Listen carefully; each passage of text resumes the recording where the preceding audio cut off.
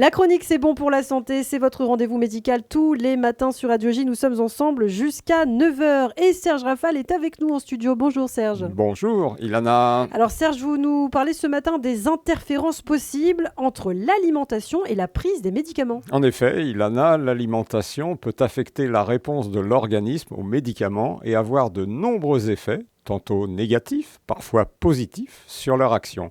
Il est certes souvent plus commode de prendre un médicament au moment des repas pour ne pas avoir à le transporter, mais le repas et sa composition peuvent interférer sur l'efficacité de la prescription. 2 exemples me viennent à l'esprit, le lévothyrox pour les problèmes thyroïdiens, les IPP contre le reflux gastro-œsophagien responsable de brûlures digestives. Ils doivent tous deux être pris à jeun, mais pour des raisons différentes. Le premier au moins une demi-heure avant le petit déjeuner, car il est ainsi mieux absorbé que lorsqu'il est administré au moment d'un des 3 repas, la présence de fibres en particulier freinant son absorption et donc son efficacité.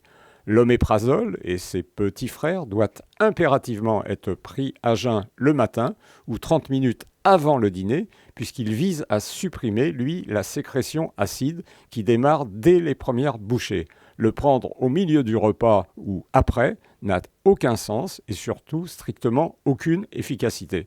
Et c'est pourtant ce qu'on voit faire très régulièrement. Bon, alors là, c'est pour des problèmes d'efficacité, ça peut être pour des raisons de tolérance. Oui, la prise à jeun d'aspirine, de paracétamol, d'ibuprofène assure un effet plus rapide contre les douleurs, mais elle peut augmenter les effets indésirables gastro-intestinaux, nausées, brûlures, diarrhée.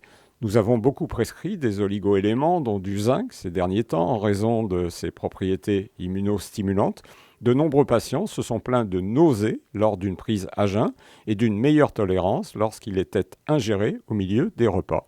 Ça peut être aussi le cas d'autres médicaments, comme par exemple les antibiotiques. Et aussi pour des problèmes d'interférence. Oui, je vous donne là aussi quelques exemples. Les aliments riches en vitamine K, abats, avocats, brocolis, carottes, choucroute, choux d'hiver, épinards, huile de colza et d'olive, légumes à feuilles vert foncé peuvent modifier l'efficacité d'un traitement anticoagulant par les antivitamines K.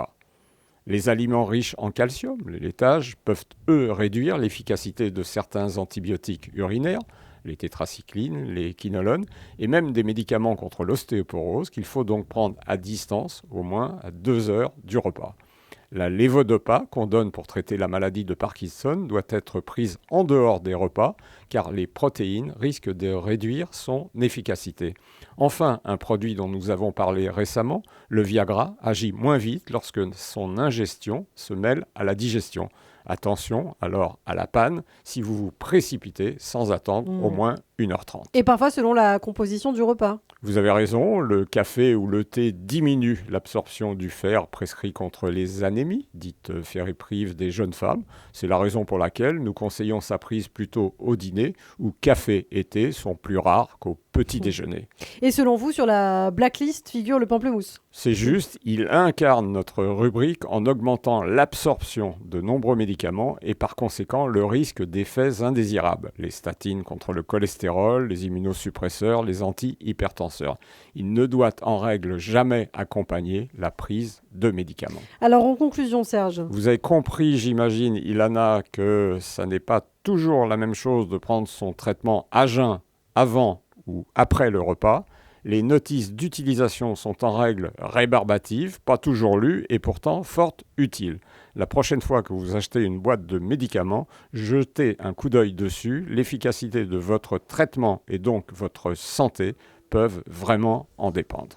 Merci beaucoup Serge Rafal. La chronique c'est bon pour la santé et les bons conseils du docteur Serge Rafal, ils sont très importants. Merci Serge, à demain.